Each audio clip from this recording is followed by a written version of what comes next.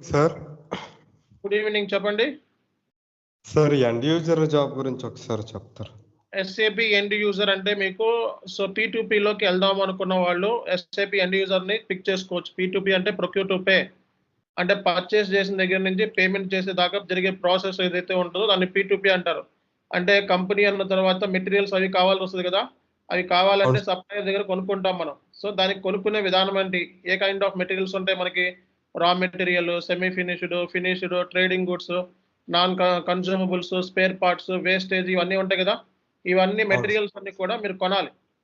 అదే కొనే ప్రాసెస్ ఏంటి, సో వెండార్ అంటే ఎవరు, so A kind of vendors ఉంటారు మనకి, డొమెస్టిక్ ఉంటారు, ఇంటర్నేషనల్ ఉంటారు, వన్ టైమ్ ఉంటారు, పర్చేజింగ్ వెండార్ ఉంటారు. ఇలా డిఫరెంట్ కైండ్ ఆఫ్ వెండార్స్ దగ్గర నుంచి మనం డిఫరెంట్ కైండ్ ఆఫ్ మెటీరియల్స్ కొనాలి.